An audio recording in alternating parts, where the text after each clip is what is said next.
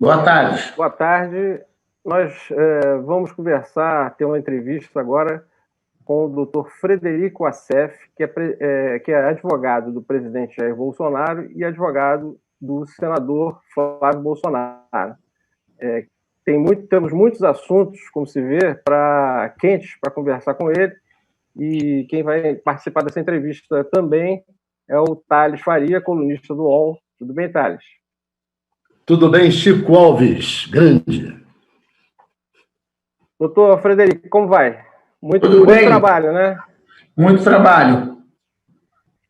Bom, vamos começar então. Deve estar depondo ainda na Polícia Federal, nesse momento, o empresário Flávio Marinho, o Paulo Marinho, que fez uma denúncia à jornalista Mônica Bergamo de que no intervalo da campanha, entre o primeiro e o segundo turno da campanha presidencial, o então deputado Flávio Bolsonaro teria recebido informações privilegiadas da Polícia Federal sobre uma investigação que depois se convencionou de chamar de investigação sobre o esquema de rachadinha na Assembleia Legislativa. E segundo Paulo Marinho, o próprio Flávio Bolsonaro contou isso a ele, e essa investigação não foi tornada pública para não prejudicar o desempenho eleitoral tanto do então deputado, hoje senador Flávio Bolsonaro, quanto do presidente Jair Bolsonaro.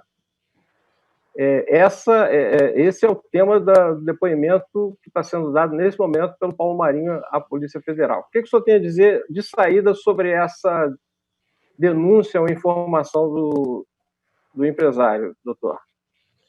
Bom, antes de mais nada, eu quero agradecer aos jornalistas, Chico Alves, Thales Farias e ao UOL por esse espaço para podermos falar um pouquinho do outro lado, para que o Brasil saiba da verdade real dos fatos. Eu pessoalmente, estou absolutamente tranquilo, e o senador Flávio Bolsonaro e o presidente Jair Bolsonaro ainda muito mais tranquilos, por um motivo simples. Não existe, isso não procede, não só essa. Se nós analisarmos, não vamos analisar isso fora de contexto. Hoje aparece um personagem que é o empresário carioca, que vem com esta novidade hoje. E volta e meia sempre temos algum tipo de novidade cuja tradução sinônimo é ataque à família Bolsonaro. Ora o presidente Bolsonaro, ora os seus filhos, com as mais variadas opções, mas sempre é isso. São ataques. O mais recente que eu lembro, eu dei uma entrevista até agora há pouco na CNN ao vivo, e eu falei isso, que eu vou repetir aqui para os senhores.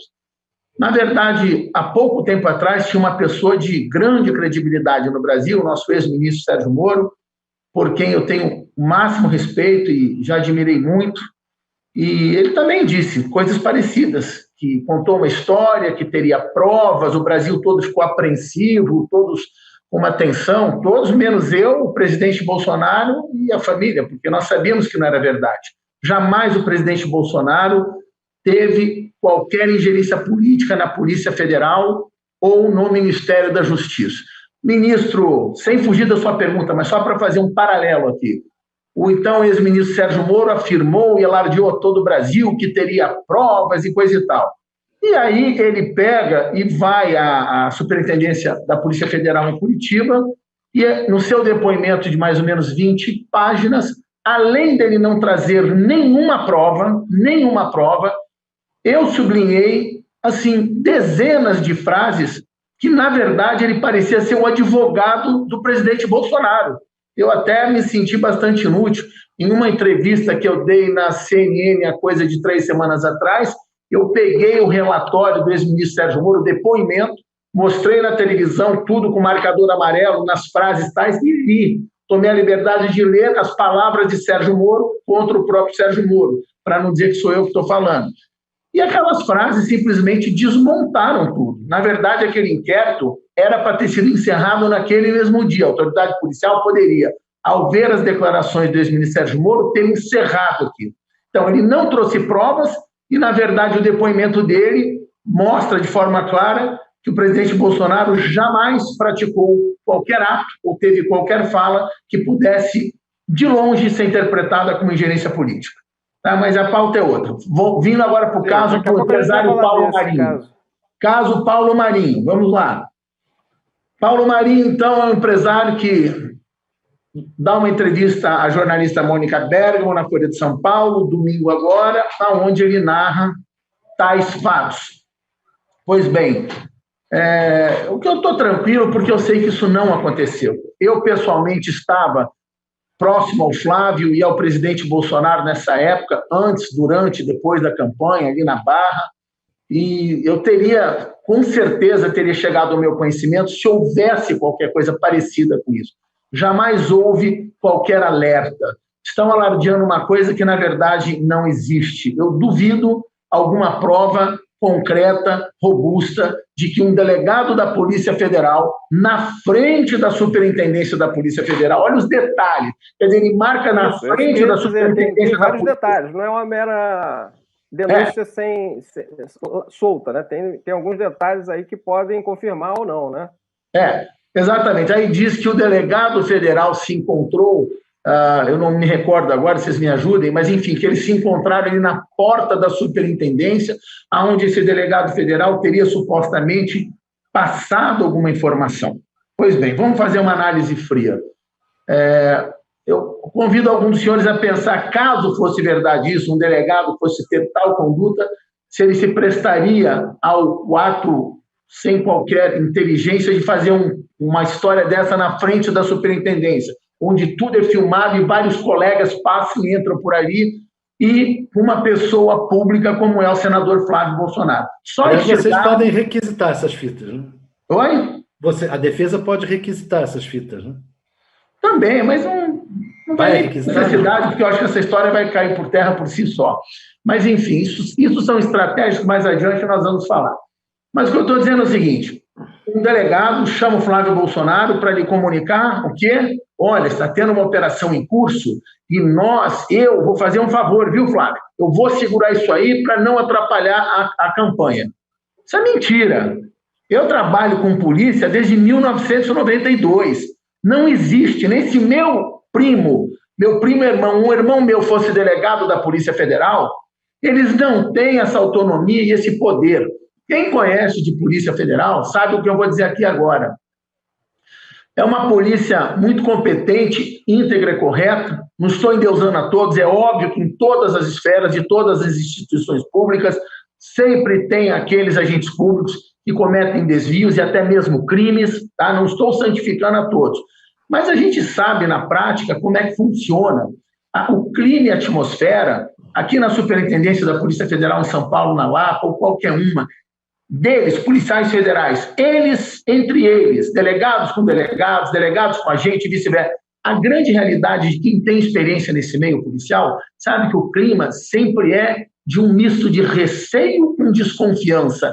Eles não confiam, eles entre eles, todos os policiais têm muita paranoia, que alguém faça uma fofoca ou que comente uma coisa. Eu não estou falando de irregularidades, crimes ou ilícitos. Eu estou dizendo que a postura da Polícia Federal é tão by the book, é tão íntegra e correta, que eles procuram se policiar até no andar dentro da superintendência, entrada ou saída. E eu sei que não é simples alguém chegar, um delegado da Federal, ainda que ele pudesse vazar, olha, vamos fazer aqui hipoteticamente, vazar informação é uma coisa, mas muito mais grave, que segundo consta da denúncia do Paulo Marinho, ele não apenas vazou, ele vazou e disse, eu travei a investigação. Olha, gente, não acontece, na prática isso não acontece. Ninguém tem força para chegar em uma mega operação envolvendo uma grande equipe da Federal que está apurando toda uma Câmara Legislativa do Estado do Rio de Janeiro e frear, ou acelerar, ou qualquer outra coisa. Essa figura fantasiosa de um delegado federal que tem esse poder, não, eu digo mais, eu duvido até que um superintendente da Polícia Federal tivesse poder, porque quando um policial pratica tal ato, ele automaticamente está na mão de 2 ou 3 que vão saber, e ali é um meio que ninguém confia em ninguém faz uma coisa dessa para estar na mão do outro. Não acredito, essa história não procede. Doutor Assef, o senador Flávio Bolsonaro explicou, o próprio presidente explicaram por que foram tirados da equipe, tanto do presidente Bolsonaro, a Natália, que trabalhava no gabinete do presidente Bolsonaro, filha do Fabrício Queiroz, e o Fabrício Queiroz foram retirados da Assembleia Legislativa e da Câmara dos Deputados logo depois desse suposto aviso da Polícia Federal que o empresário Paulo Marinho relata? Vamos lá, não havia nada, por que ele demitiu? Vou responder. Em primeiro lugar, não houve vazamento, eles não tiveram acesso a nenhuma informação, eles não sabiam de nada, muito menos de investigação. Como não sabiam, porque esse fato não ocorreu, não teria por que eles terem feito nada. Número 1. Número 2, estamos tirando de contexto 2 fatos. Olha, o funcionário que saiu da assessoria no dia tal. Isso é pura ilação. Fora esses funcionários, vários outros também saíram de lá. E daí? O que isso quer dizer? Não quer dizer nada. O Queiroz, por exemplo, é dito, eu me recordo que o próprio Flávio Bolsonaro, agora não me recordo se foi em alguma entrevista, não me recordo exatamente aonde, mas era fim de mandato, ele iria sair de qualquer jeito, inclusive ele tinha que voltar para a Polícia Militar, porque ele tinha que passar mais um tempo, não me recordo se era 1 mês ou 2 meses, para ele poder ter o direito de ir para a reserva e ter sua aposentadoria. Então, eram outros motivos. O que nós estamos fazendo aqui é pegar uma acusação sem provas infundada e tentar fazer uma ilação entre o que o empresário diz e o fato de o Queiroz ter sido exonerado lá. Nada tem a ver uma coisa com a outra. Foi a filha no mesmo dia, não?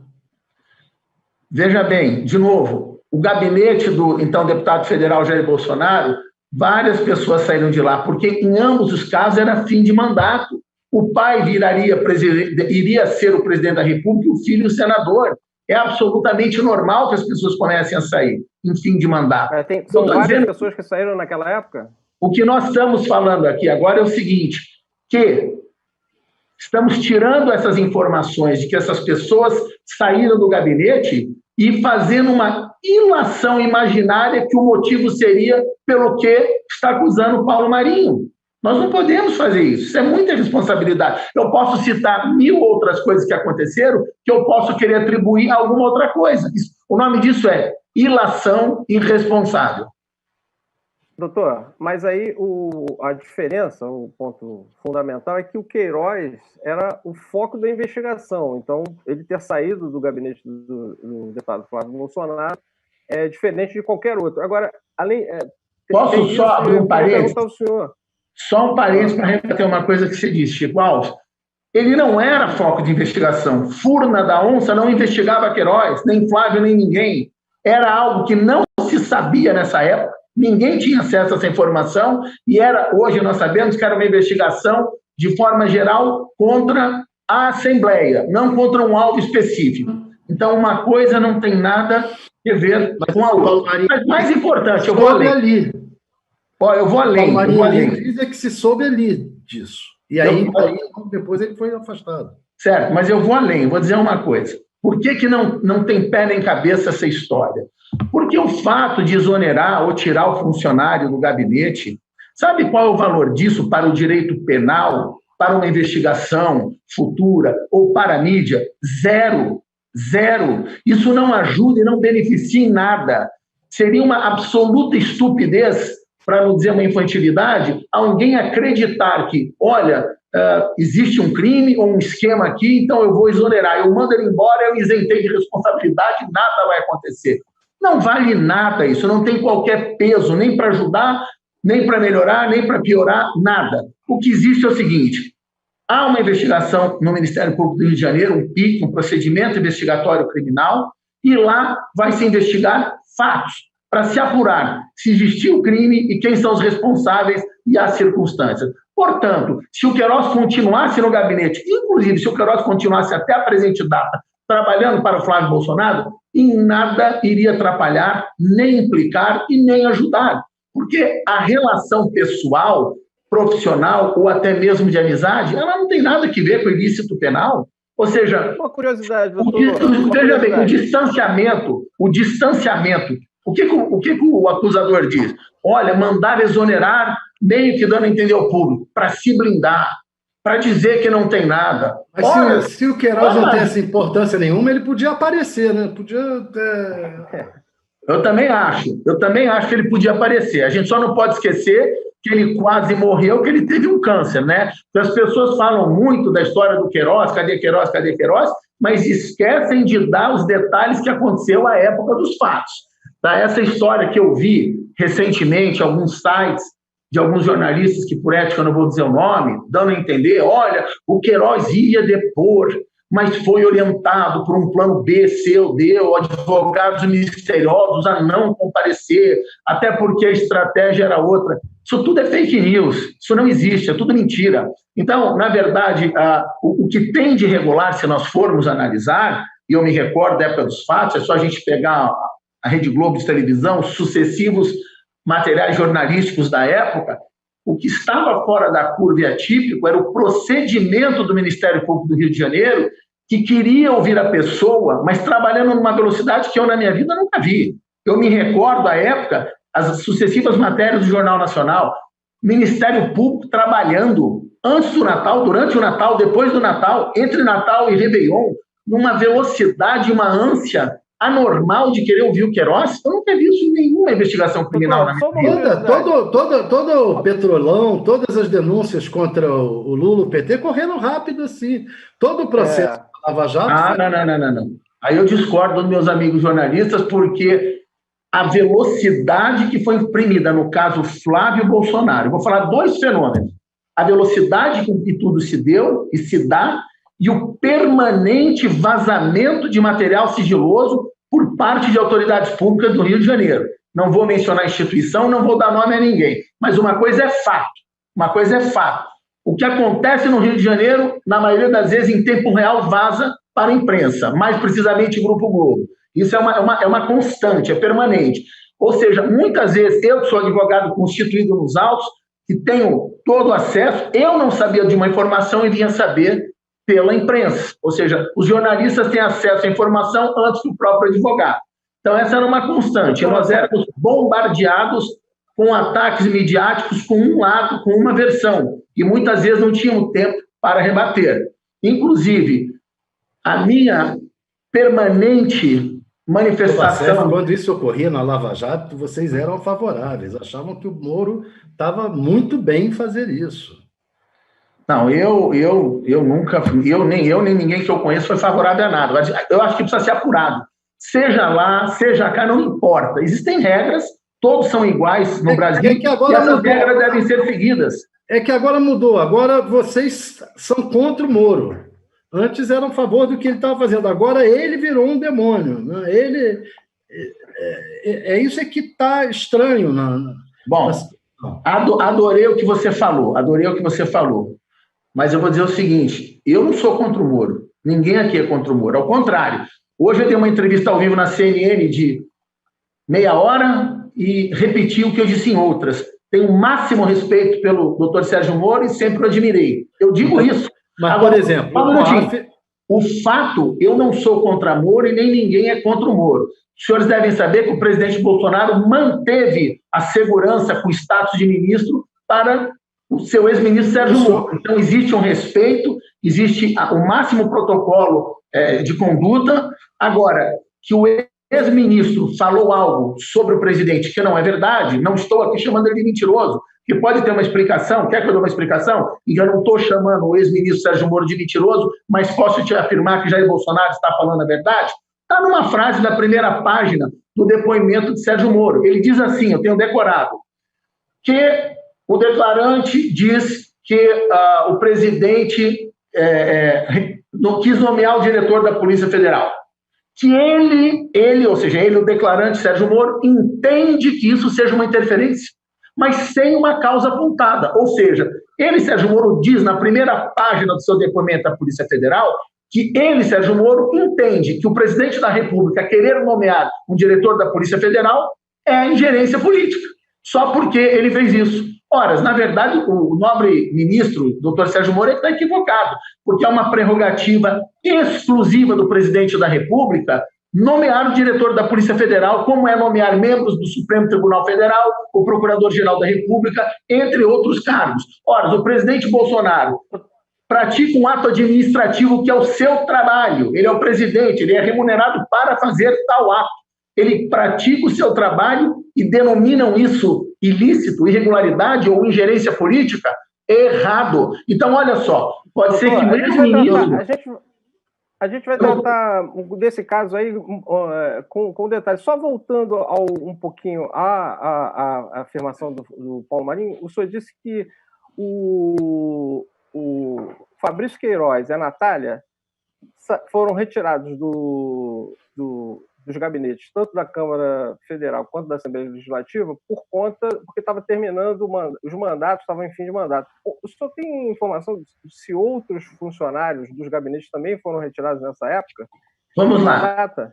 Chico, o que eu estou lhe falando aqui são informações que eu me recordo de eu ter visto na imprensa ou até mesmo em entrevista do senador à época dos fatos e outras pessoas. Eu não tenho acesso, eu nunca entrei, eu nunca via nada, eu não posso falar aqui em nome do presidente Bolsonaro, à época que ele era deputado federal, e sobre a sua administração do seu gabinete, os detalhes, as datas, a hora, o minuto, quem foi mandado, o motivo de cada um. O que eu sei é que várias pessoas foram mandadas embora, se terminou porque já era o fim do mandato, e existem vários motivos. Agora, precisar com absoluta certeza os detalhes de cada coisa neste momento, eu precisaria olhar isso. O que eu te garanto é o motivo pelo qual eles foram embora, nada tem que ver com a referida acusação do Paulo Marinho. Nada, é uma pura ilação. Porque eu sei que várias pessoas foram mandadas embora, era fim de mandato, estava trocando todo mundo do gabinete, e inclusive o que eu sei da imprensa que eu vi é que o caso do Queiroz, ele precisaria voltar e permanecer um tempo na Polícia Militar para poder fechar tantas horas ou dias para poder ter a sua aposentadoria e para a reserva. Esse é um motivo. Agora, eu não posso falar por essas pessoas, entendeu? O senhor fala que não houve interferência, o senhor reclamou de vazamentos que teriam ocorrido na investigação, etc. O presidente, quando chamou o Moro, colocou o COAF sob o Ministério da Justiça. O COAF estava no centro das investigações, o material do COAF estava no centro das investigações do Ministério Público do Rio sobre rachadinhas, essas coisas. Imediatamente, logo depois, o presidente resolve que o COAF tem que sair do Ministério da Justiça. Olha, não é uma interferência? Não, em absoluto isso não é uma interferência. Vamos lá. Na verdade, quem fez uma interferência foi o ex-ministro Sérgio Moro. E eu vou explicar por quê. A vida inteira, quando Michel Temer era presidente da República, quando Dilma Rousseff era presidente da República, quando Lula era presidente da República, quando Fernando Henrique Cardoso era presidente da República, onde é que estava o COAF? Aonde é que estava o COAF? Ministério da Fazenda. Sim. E quem é que quis mudar? Quem é que reinventou a roda? Ele combinou com o presidente, olha, para melhorar a capacidade de investigação do Ministério da Justiça, seria bom se o COAF ficasse aqui. O presidente aceitou. Foi acertado. Então, pronto, você acabou de dar a resposta que eu queria. Quando surge esse caso, o presidente vai, tira o COAF. Ilação novamente, vamos lá. Quem toda a vida o COAF esteve num determinado lugar? Ministério da Fazenda, não é isso que o senhor falou? Isso. É isso, Ministério da Fazenda. Quem entrou e quis fazer uma ingerência política e atuar além do seu cargo e do seu poder de ministro foi o nosso respeitadíssimo ex-ministro Sérgio Moro. É ele que está praticando os atos. Só um minutinho. Ele quer nomear o diretor-geral da Polícia Federal. Ele quer trazer o COAF para dentro. Quem está usurpando ou praticando os atos exclusivos do presidente da República é o nosso ex-ministro da Justiça. Agora, acusar o presidente Bolsonaro de ingerência quando quem praticou a ingerência foi o outro lado é uma inversão da verdade real. Agora, mas é verdade. Com todos os presidentes... Não dá nem para argumentar. Não, mas olha só, eu estou analisando fatos aqui, sem emoção. Estou analisando... Eu também. Espera um pouquinho. A vida inteira o COAF esteve na Fazenda. Olha, eu vou convidar vocês a um raciocínio maior. Quando Lula foi presidente da República, eu vou explicar, se alguém quer brincar de fazer ilação irresponsável, de maldade, de imputar alguma coisa, eu vou deixar claro, para não virem me processar, não estou imputando nada ao presidente Lula. Fique bem claro, não estou imputando nada. Quem Lula indicou para ser o ministro da Justiça? Seu querido amigo, irmão, braço direito, longa-manos, o rei da advocacia criminal no Brasil, Márcio Tomás Bastos, a quem eu muito respeito, homem de extrema relação íntima de confiança, era o advogado pessoal de Lula. Então, quando um presidente da República pretende, de fato, desculpa a vulgaridade da palavra, pilotar no manche a instituição Polícia Federal ou Ministério da Justiça, se é que isso pudesse ser possível, coisa que eu não acredito, porque eu sei da autonomia, independência e da seriedade da maioria esmagadora dos nossos policiais federais, mas quando alguém quer fazer isso, quem que ele faz? O presidente pega um cara que é o seu irmão, o seu braço, da sua intimidade e confiança máxima, para que aí sim este saia fazendo tudo. O que fez o presidente Bolsonaro? Eu falo em nome da verdade da história do Brasil. Ele pega uma pessoa com quem ele nunca conversou na vida, tinha zero de relacionamento, zero de amizade, zero de intimidade. O homem conhecido como o homem mais sério que mudou a história do Brasil, o juiz Sérgio Moro. E dá todo o poder para esse homem. Só um minutinho.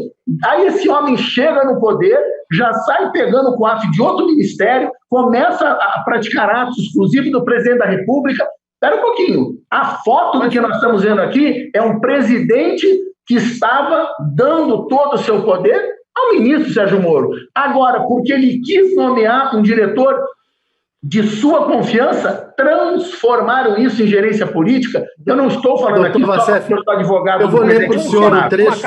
Eu vou ler para o senhor um trecho da coluna do nosso amigo Rubens Valente, grande jornalista, que ele diz assim: o atual número 2 foi uma coluna de ontem, às 18 horas. O atual número 2 da Polícia Federal e ex-superintendente da PF no Rio de Janeiro, Carlos Henrique Oliveira de Souza, disse nessa terça-feira que foi levado pelo diretor da ABIN, Agência Brasileira de Inteligência, Alexandre Ramagem, a um encontro com o presidente Jair Bolsonaro no segundo semestre de 2019, na mesma época que seria nomeado superintendente da PF do Rio. O senhor já viu um superintendente da PF ser sabatinado pelo presidente da República antes de assumir? Isso não é interferência? Vamos lá. Primeiro, quem é que disse, de onde é que nós tiramos que ele foi sabatinado? Nós estamos criando, estamos imaginando. O que nós temos aí é simples. Nós temos, segundo o que o senhor falou, um superintendente, ou queria ser o superintendente da Polícia Federal, que foi até Brasília se encontrar com o presidente Bolsonaro. O ato é esse. Um delegado federal se encontra com o presidente da República. Como, aliás, o delegado federal que conduzia a investigação do Adélio esteve com o presidente agora recentemente. Espera um pouquinho. É absolutamente normal, são diversos os policiais que volta e meia se encontram com o presidente Bolsonaro. Vamos abrir um parênteses. Qual é o perfil do presidente Bolsonaro? Ele sempre foi um homem simples, humilde, cuja bandeira é a segurança nacional, a segurança pública. Ele é muito próximo e ama a classe dos policiais. Ele é uma pessoa que sai na rua e sai abraçando tudo que é policial militar, demais policiais, abraça, tira foto, bombeiros. Ele enaltece, ele gosta dessa categoria. E eu sei que ele faz isso até por prazer, de um lado pessoal dele, de dar uma atenção especial a toda a classe de policiais no Brasil. Federais, rodoviários federais, polícia civil, polícia militar. Então, olha o perigo. A gente está pegando um pedacinho de informação, tirando do contexto, colocando aqui hoje e dizer, olha, no ano passado, o jornalista Rubens Valente disse que esse delegado esteve com o presidente. Nós, sem querer, estamos transformando isso em gerência política, induzindo. Não, a gente está mostrando aí para o senhor comentar, doutor. Não, eu só quero convidar os nobres jornalistas à seguinte reflexão. Quando um presidente quer, de fato, exercer o seu poder nessa forma, ele não vai fazer essa confusão toda para nomear um diretor. Ele põe o ministro de Justiça, que é o seu braço de confiança. Ele deveria ter me nomeado, por exemplo, eu sou ministro de Justiça, porque eu sou advogado dele, tenho relação desde 2014. Por que ele não me nomeou? Por que ele não nomeou tantas outras pessoas que são da sua confiança? Por que ele não nomeou um filho dele, o Eduardo Bolsonaro, por exemplo? Ele nomeou o Bebiano, né? Doutora que Sérgio, era um dos advogados dele. Também, por que ele não nomeou o Gustavo Bebiano? Então, o que eu estou dizendo é o seguinte... Ele nomeou o Bebiano para o Palácio. Nomeou. Sim, mas era outro cargo, não tem nada a ver com o Ministério da Justiça, cuja pauta agora é ingerência na Polícia Federal. Então, o que eu estou dizendo... Gente, vamos lá. É normal... Bebiano, o senhor está se dizendo que o Bebiano tem um celular nos Estados Unidos, com gravações, etc. Isso, o senhor não teme que apareça... Inclusive, o Bebiano confirmou, deu a mesma informação, sem os mesmos detalhes que o Paulo Marinho deu à Mônica Bergamo. Ele deu entrevista a mim e acho que a outros jornalistas. Ele disse que a investigação sobre o Flávio Bolsonaro foi brecada. Ele deu essa informação e a Mônica Bergamo hoje publica que outras autoridades tiveram essa mesma informação. Então, não é só o Paulo Marinho, né? O Bebiano tinha essa informação e outras, como você estava dizendo aí, num tal celular que existiria em algum lugar, uma carta também. Vamos lá. O senhor tem algum receio quanto a isso, doutor? Eu tenho zero de receio contra qualquer celular e qualquer material. Eu conheço profundamente a pessoa de Jair Bolsonaro, não só como presidente, mas como ser humano. Eu afirmo aos senhores, estamos falando... Eu também conheci o Bebiano, né? Conheço também o Bebiano. Como ser humano. Estamos falando de um homem, Jair Bolsonaro, presidente da República. Eu não estou aqui falando porque eu sou advogado, ou porque eu sou fanático, ou bolsonarista. Eu não sou nada disso. Eu não sou político, não sou do PSL, nunca fui candidato a nada. Eu sou apenas um advogado e eu gosto da verdade. E eu tenho alergia à injustiça, armação, mentiras, fake news, porque todos nós brasileiros podemos ser vítima desse mecanismo ardiloso em algum momento. Então, eu estou aqui em nome da verdade, em nome da história do Brasil. Acreditem no que eu digo, o presidente Bolsonaro é um homem incapaz de praticar tais atos, sejam irregulares, criminosos, e digo mais, até uma crítica minha ao presidente, ele não usa o poder que tem, nem para ajudar o Flávio, nem para me ajudar como seu advogado. Eu nunca tive um dedo que foi movimentado em qualquer sentido para facilitar qualquer coisa. Tudo que eu faço na defesa do Flávio Bolsonaro, eu faço sozinho. Na lei, na verdade dos fatos e na inocência de Flávio. Deixa eu colocar para o senhor uma afirmação do próprio presidente. Toda essa questão sobre ingerência do presidente na Polícia Federal seria reforçada, ou será reforçado, ou não, vamos ver, nesse vídeo da tal reunião ministerial. Uma parte dele... Nossa, isso é um presente que você me deu essa pergunta. Uma parte dessa reunião foi conhecida através de um texto que foi decupado e outra parte será conhecida ou não de acordo com a decisão do ministro Celso de Mello. Mas nessa reunião, o presidente Bolsonaro cobrou que deveria melhorar a sua segurança, deveria ser melhorada a sua segurança no Rio de Janeiro para seus familiares e amigos. Aí a informação é que, pelo menos a alegação do presidente, é que ele estava, depois de ser cobrado por isso, né, depois da acusação de que ele estaria praticando ingerência na Polícia Federal, de que, na verdade, ele estaria se referindo ao GSI, cobrando, na verdade, a segurança pessoal, mas do ministro Heleno. Mas o presidente Bolsonaro, por 2 vezes, reforçando essa defesa, disse: eu estava me referindo à segurança pessoal da minha família, a minha segurança pessoal da minha família e dos meus amigos. Ele falou isso por 2 vezes em lives, em gravações que estão aí disponíveis. O problema é o seguinte: o GSI o Gabinete de Segurança Institucional tem atribuição de dar segurança ao presidente, tem atribuição de dar segurança aos seus familiares, mas aos amigos, não, doutor. Então, como o presidente poderia estar cobrando do GSI segurança para os seus amigos? Olha, muito boa a sua pergunta, mas nós devemos lembrar que é característica do nosso presidente, no calor da emoção, muitas vezes é a forma dele se expressar. Nós não podemos tirar, olha, ele usou a palavra amigo, ele está cometendo uma irregularidade. Não, qualquer parente, próximo, quem frequenta a casa... Não é isso que ele quis dizer. O que ele fala ali, em primeiro lugar, eu não posso aqui falar em nome do presidente sobre esse fato e nem ratificar o que terceiros falaram sobre ele e nem ratificar o que o senhor jornalista tira de uma frase dele numa entrevista e fala aqui eu afirmar como verdade. Isso, o próprio presidente, no momento oportuno, ele vai ser ouvido e ele vai dar a sua manifestação e a sua declaração. Aí isso vai ser sanada todas essas dúvidas.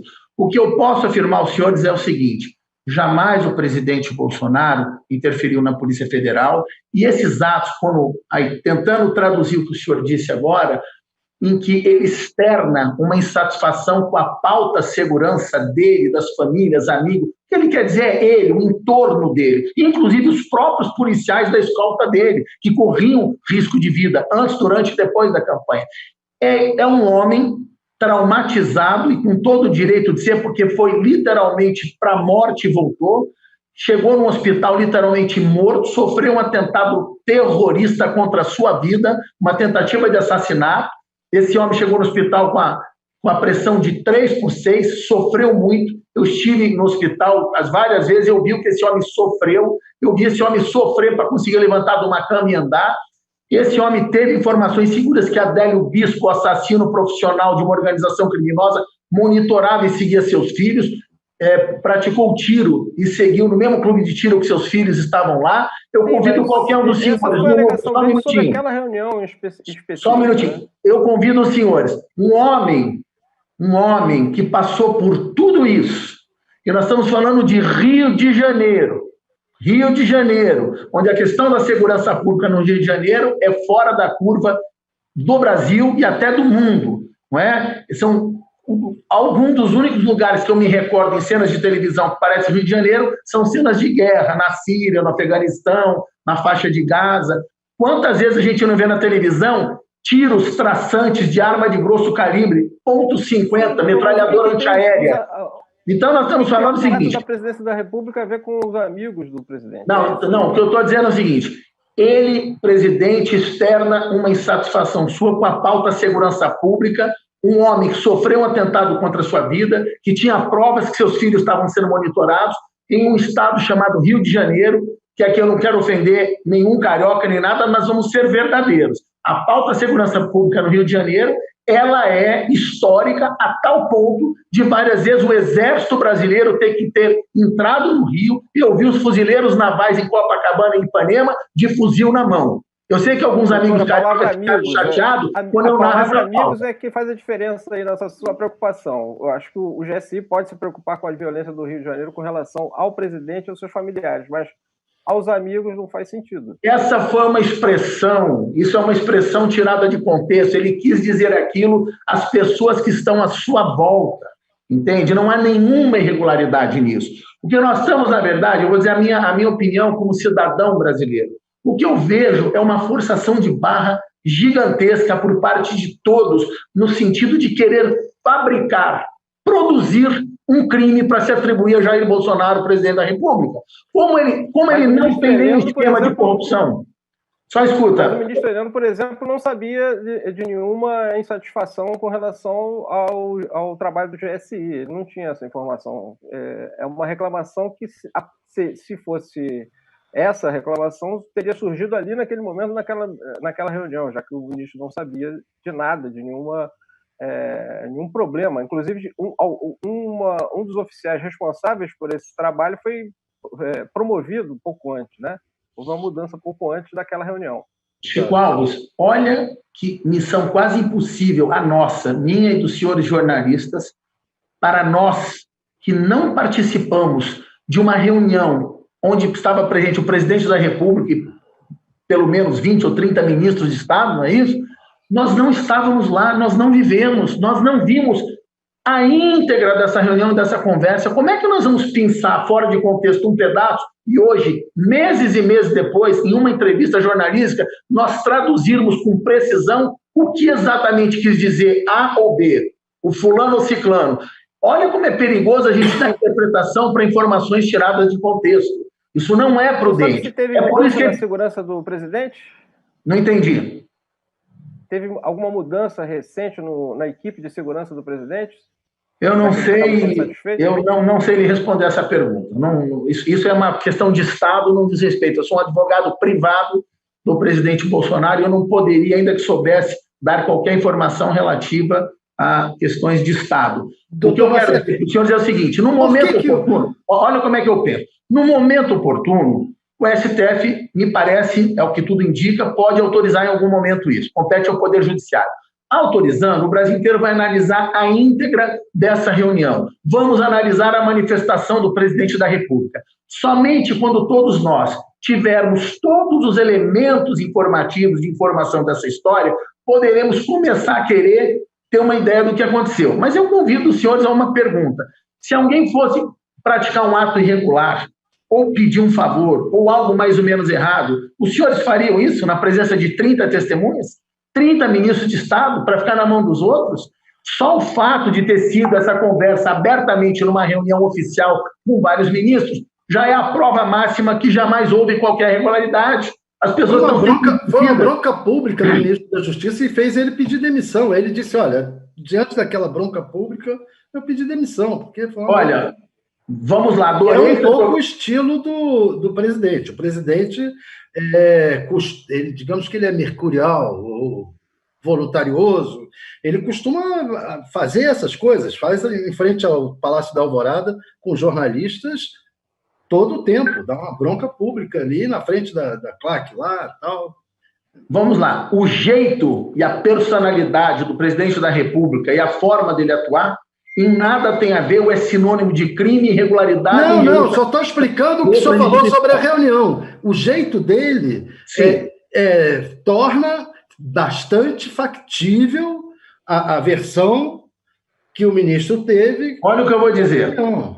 Presta atenção no que eu vou dizer. Só quero esclarecer uma coisa. Eu não tenho nada contra o Sérgio Moro. Se alguém me disser, se eu ler amanhã na Folha de São Paulo que o Sérgio Moro roubou um banco de hoje até o último dia da sua vida, por mim ele estaria perdoado, porque ele fez um grande bem a essa nação e ele fez um trabalho exemplar e heróico que mudou a história do Brasil. Que foi elegeu. Eu, pessoalmente, tenho grande admiração pelo juiz Sérgio Moro. Só que isso não se comunica e não tem nada a ver com o fato dele ter entendido uma ingerência que não existiu e estar imputando ao presidente da República coisa que não há. Agora, vamos a essa pauta que é muito importante, já que o senhor trouxe a baila. O ministro Sérgio Moro aí tem uma situação, ao mesmo tempo que eu o elogio, eu também vou criticá-lo com todo respeito. Um juiz brilhante, 23 anos de carreira na magistratura federal. Ele larga sua carreira, seu nome, sua biografia, sua vida para participar de um projeto político. Se torna ministro de Estado. Alguém pode entender um homem desse jogar fora sua vida, carreira e tudo isso, ir embora do governo e causar uma crise nacional e internacional?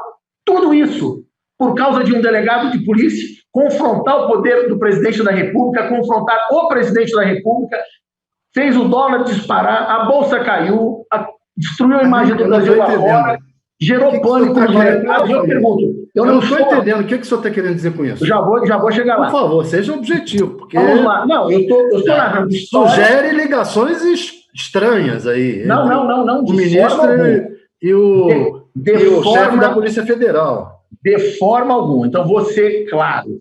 Eu estou dizendo que não tem como ninguém, em sã consciência, entender ou acreditar que um ministro de Estado larga a sua função, depois de tudo que custou para ele chegar nesta função. Ele abriu mão dos seus 23 anos de carreira. Quanto ele perdeu para agora ter sua aposentadoria e todas as suas garantias do Judiciário Federal? Olha, ele achar que alguma coisa muito errada está ocorrendo. Né? Então, olha, não, às vezes não. Já vamos chegar lá. Mas, olha, eu quero que os senhores acompanhem meu raciocínio e vamos todos juntos refletir. Esse homem com a carreira brilhante larga a sua vida, seu passado tudo, para ser ministro de Estado. E aí, por causa de um delegado de polícia, não estou desqualificando nenhum delegado, pelo amor de Deus, não é isso. Não estou desqualificando o delegado. Só estou dizendo que nunca existiu na história da humanidade um ministro de Estado, que é membro do governo, entrar em confronto, em conflito com o número 1 do Poder Executivo, o presidente da República, por causa da nomeação de um delegado de polícia. Isso é muito forte, fora da curva, foge ao raciocínio. Pela perda de autonomia da Polícia Federal. É essa a alegação do ministro. Pois bem, isso não é verdade. E eu vou explicar por que isso não é verdade. O ex-ministro Sérgio Moro tem sob o seu comando todo o Ministério da Justiça, toda a sua estrutura, toda a Polícia Federal, as superintendências. É impossível ele afirmar ou alguém acreditar em sã consciência que por causa de um delegado, ainda que seja o diretor-geral da Polícia Federal, que ele vai perder o poder, autonomia e independência. Não existe isso. Era o último bastião. À medida que fosse se aproximando da investigação, começou a investigação sobre a questão. Primeira coisa, vamos afastar o COAF do Ministério da Justiça. Tira o COAF do Ministério da Justiça. Vamos mandar mensagens para o ministro por WhatsApp dizendo: ministro, esse superintendente aí tem que ser mudado. Olha só, mais um motivo para ele ser mudado. Tem que ser mudado. Passa a querer mudar. A hora que ele vem e faz essa mudança, acabou. Senhores, deixa eu explicar como é que funciona a Polícia Federal. O que o senhor falou, Thales, é muito bonito no campo teórico. Agora vamos para o campo prático, que eu vivo dentro de Superintendência de Polícia Federal desde 1992. Eu estou dizendo que ninguém tem esse poder. Nem o presidente Bolsonaro, nem nenhum presidente no passado teve. O próprio presidente Lula, que tinha como ministro da Justiça o seu advogado pessoal e o diretor-geral da Polícia Federal, quantas situações fugiram do controle? Isso está certo, isso é que revoltava o presidente. Tanto que o presidente disse: assim não dá, eu tiro, se eu não posso tirar na ponta, eu tiro o superintendente, se não posso tirar o superintendente, eu tiro o diretor, se não puder tirar o diretor, eu tiro o ministro. Assim não dá. Veja bem, nós estamos comparando o ato do regular exercício administrativo dele de nomear cargos nós estamos aqui transformando isso, que o objetivo dele exercer sua função e nomear é para praticar alguma coisa. Seria o equivalente que o dono do UOL, do site, dizer que contratou os senhores 2 jornalistas para manipulá-los, para dirigir uma matéria para cá ou para lá. Não é verdade. Eu sei que o senhor tem autonomia, que o senhor é sério. Eu acredito no Chico Alves, que todas as entrevistas que eu dei para ele até hoje foram na íntegras. O senhor é um grande advogado. Grande advogado. Aliás, eu queria fazer uma pergunta ao senhor, o seguinte, sobre advogado. Por que o Paulo Marinho disse que a defesa do Fabrício passou a ser comandada pelos aliados do Flávio? Essa é outra mentira que ele vai ter que provar, né? Assim, eu não estou chamando ninguém de mentiroso, eu vou repetir. Olha bem, eu não estou ofendendo Paulo Marinho, como eu jamais ofendi o Sérgio Moro. Mas eu estou dizendo que às vezes a pessoa, escuta só, a pessoa pode criar uma história na cabeça dela e ela acredita naquilo. Então ela acha que está falando a verdade. Então, se ela tem a convicção pessoal que ela está dizendo a verdade e ela afirma isso publicamente, ela não é, em tese, um mentiroso e nem está agindo com mentira ou má fé. Ela só está contando mentiras. Oi? Ela só está contando mentiras. Mas ela não é mentirosa, percebeu a diferença? Você me vê, você é um grande jornalista. Você é um excelente jornalista. Então, o que eu estou dizendo é o seguinte: não existe essa história de ingerência. Então, vamos completar a pergunta. E por que o Paulo Klein deixou a defesa do Fabrício? Excelente pergunta, mas nós devemos perguntar isso ao doutor Paulo Klein. Não a minha, não tenho nada a ver com ele. Temos que perguntar ao doutor Paulo Klein, é muito boa a sua pergunta. Agora, entendo o que eu vou dizer. Outro advogado, já que essa pergunta não é para o senhor, é para o doutor Paulo Klein, deixa eu lhe fazer uma outra pergunta. Olha, vamos lá, pode fazer quantas perguntas, só deixa eu dizer uma coisa. O doutor Vitor Granado Alves, que foi contratado como advogado pelo senador Flávio Bolsonaro, teria recebido R$500 mil do fundo partidário que hoje o PSL cobra de volta. Adorei sua pergunta, Chico Alves. Muito obrigado por ter me perguntado isso.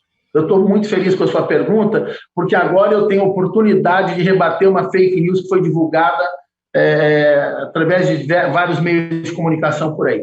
Jamais Flávio Bolsonaro praticou tal ato de dar R$500 mil ao advogado Vitor Granado. À época dos fatos, Flávio Bolsonaro era presidente do PSL no estado do Rio de Janeiro. Ele jamais gastou ou operou um único real sequer. Quem contratou o escritório de Vitor Granado foi o Diretório Nacional do PSL em Brasília. E se os senhores querem saber quem era o homem todo poderoso, quem tinha a caneta na mão, quem pagava, gastava, administrava e tinha milhões sob o seu comando, era Gustavo Bebiano, o todo poderoso do PSL à época dos fatos. Então nós temos que agora dar um jeito de interrogar Gustavo Bebiano através de algum médium com credibilidade. Não, nessa época, Gustavo Bebiano cumpriu aparentemente bem todas as determinações do candidato, tanto que virou ministro. Isso também é uma coisa que não é verdade, desculpa. A verdadeira história de Gustavo Bebiano daria para escrever um livro. Eu sei qual é essa história, porque eu conheci esse cidadão, eu sei quando ele chegou, como ele atuou e tudo que ele fez. Só que, por uma questão de ética, eu não vou falar de uma pessoa que não está mais no plano terrestre, mas eu só vou te dizer o seguinte, essa história de santificá-lo e dizer que é conversa fiada. Gustavo Bebiano praticou... O Vitor Granado foi assessor do Flávio Bolsonaro. Então, assim, se alguém de outra instância do partido é que decidiu, mesmo assim, não é estranho que um ex-assessor, uma pessoa que era conhecida do Flávio Bolsonaro, receba 500 mil do fundo partidário? Não, mas olha como a gente está fazendo uma distorção da realidade de informação. Ele não recebeu 500 mil do fundo partidário. Peraí. Vamos contar a história direito. Um partido político chamado PSL, que tem poder e autonomia para contratar quem bem entender, contratou um escritório de advocacia. Aliás, não foi só ele. Karina Cufa foi também contratado pelo PSL, entre outros profissionais, entre outros escritórios. Essa foi uma decisão autônoma, independente, unilateral da presidência nacional do PSL e do diretório nacional. Tudo foi regular. Esse trabalho do Vitor Granado era para abranger a advocacia ao longo de anos em mais de 92 municípios e também em todo o estado do Rio de Janeiro, nas mais variadas e complexas demandas jurídicas. E nós estamos falando R$40 mil por mês. Desculpa, a maioria dos escritórios médios de São Paulo não fariam um trabalho desse, no mínimo 5 a 10 vezes mais caro do que isso.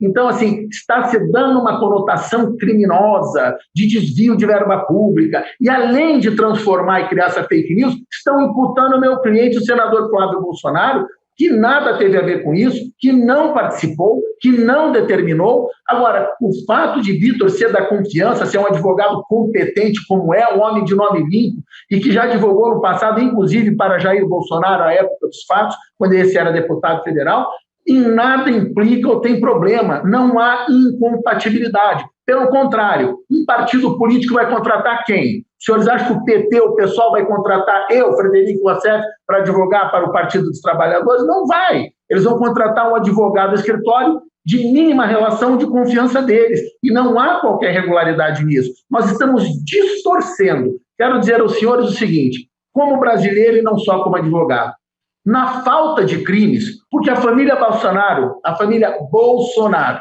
não pratica crimes, não pratica corrupção, não envia bilhões e bilhões de dólares do nosso dinheiro público para ditaduras comunistas como Cuba, Venezuela e outros países. Então, como não tem aonde pegar o Bolsonaro, nós estamos agora fabricando crimes fakes, produzindo crimes que não existem. Pega-se qualquer ato administrativo praticado por Jair e transforma em crime, joga na imprensa e põe um motor de carne para destruir. São muitas circunstâncias próximas, né? São muitas circunstâncias próximas. Só aproveitando, quero só abrir um parênteses para mostrar.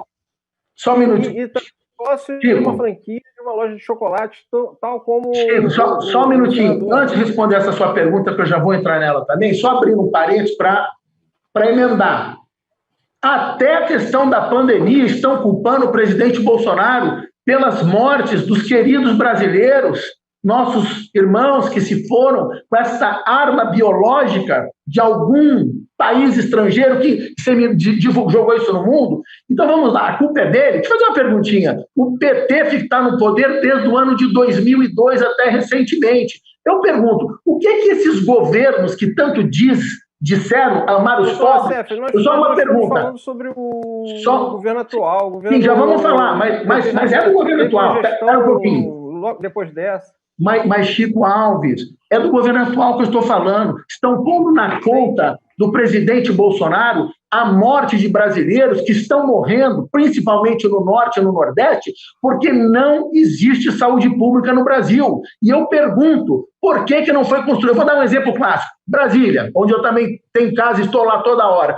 Só existe um hospital de base e mais 2, 3 hospitais pequenininhos privados.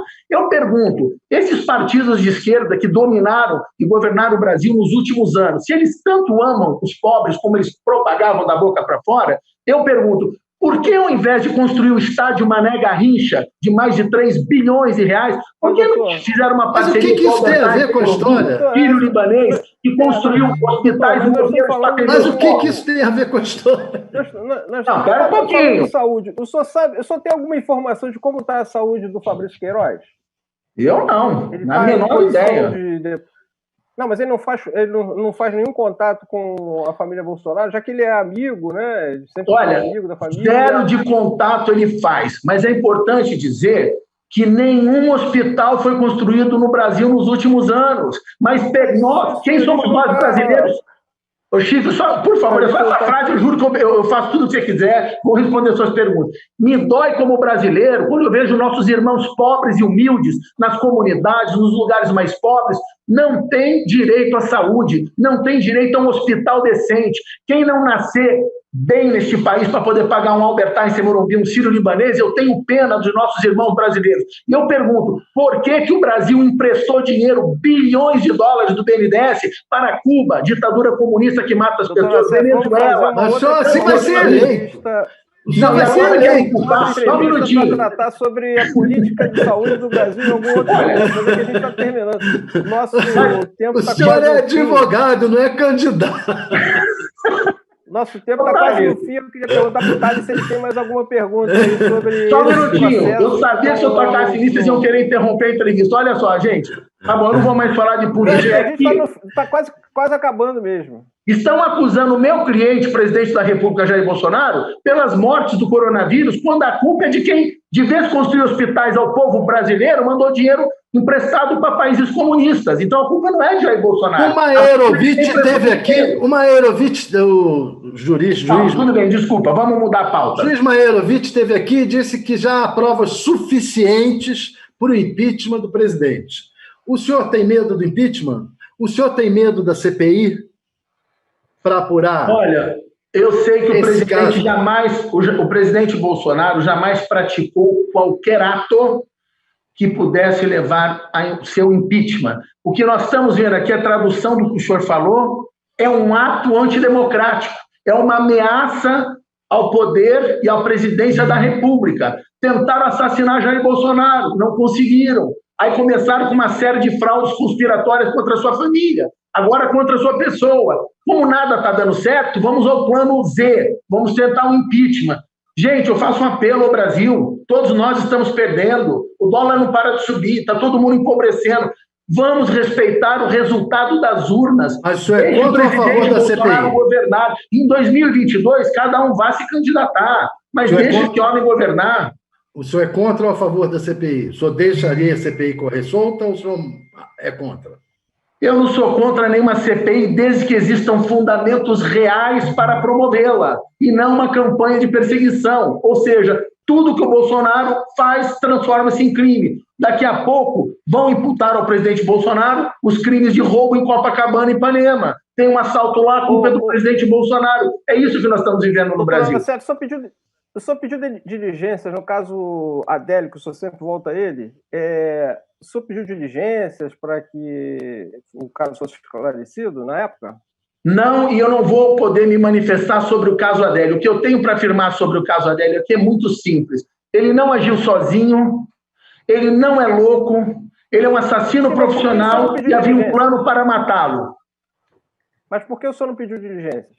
Aí eu não posso falar de estratégias e da atuação jurídica, da consultoria e de todo o trabalho. Eu não posso, mas em breve vocês vão ter novidade. Aguarda que vai ter muito pedido de diligência e petições sendo protocoladas. Eu passo a você com exclusividade. Adianta alguma coisinha aí para a gente agora? Não posso. Essa pauta, na verdade, ela não é a pauta do dia. Nós estamos com um escândalo nacional hoje de pessoas que estão afirmando coisas que não existem para tentar atingir a imagem de Flávio Bolsonaro e do presidente. Eu acho que hoje a pauta realmente não é essa. Não tem nada que ver trazer esse tema à baila agora. Eu gostaria de falar, vamos falar das rachadinhas, é ótimo. Não, porque, agora, não olha, falamos um pouco. Não, mas nós não falamos das rachadinhas. Para pouco tempo. Nós não falamos da rachadinha. Eu quero dizer uma coisa. Eu quero dizer uma coisa aos senhores.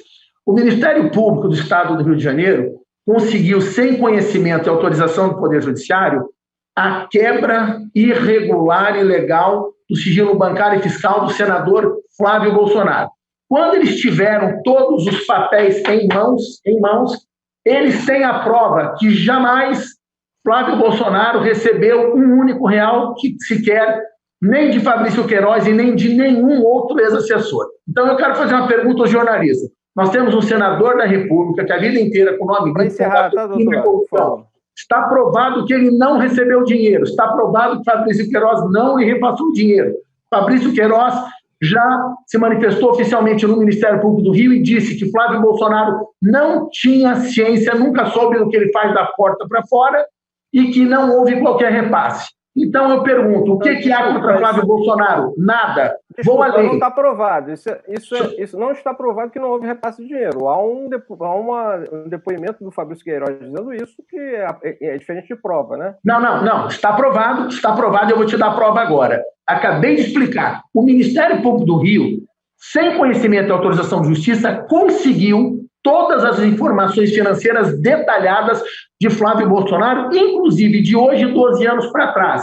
Eles têm toda a vida bancária e financeira de Flávio. Eles têm prova documental que Flávio nunca recebeu R$1. Então, isso tanto é verdade que eu pergunto, por que o Ministério Público do Rio de Janeiro não ofereceu denúncia contra Flávio Bolsonaro? 2 anos e meio. A investigação começou em janeiro de 2018. Nós estamos quase em junho, festa junina de 2020. Por que não denunciaram meu cliente? Porque eles não têm elementos. Eu quero dizer o seguinte aos senhores, movimentação financeira atípica não é crime. Não é crime. Fabrício Queiroz pode ter recebido e sacado milhões de reais, inclusive em espécie. Isso não é crime isoladamente. E não existem trabalhos de investigação ou prova de que houve um esquema de rachadinha. Na verdade, há uma ordem decrescente de maior para menor valor. Fabrício Queiroz foi quem menos movimentou dinheiro na LERJ. A assessora do deputado siciliano movimentou 50 milhões de reais e ninguém falou dela. Só se bate no outro... Desculpa, peraí. Infelizmente, nós vamos ter que encerrar agora a entrevista, viu, doutor? Chico Alves, eu quero agradecer ao senhor, ao nobre jornalista, parabéns aos senhores. Vocês não são fáceis, vocês deviam sair da Procuradoria da República. Eu sugiro que o senhor vá trabalhar na Procuradoria da República em São Paulo, o senhor está mais para o Ministério Público Federal do que para jornalista. O TikTok está aí, ó, mesma linha, viu? Vocês estão de parabéns. O senhor também está de parabéns. Então, o Ministério Público está com inveja de vocês, vamos contratar vocês lá. Aliás, vocês têm cara de delegado federal. Oxe, ele realmente é jornalista? Ou se botar delegado federal? É jornalista dos bons. Obrigado, doutor. Tchau, gente, tudo de bom. Muito obrigado. Um abraço. Obrigado, Thales.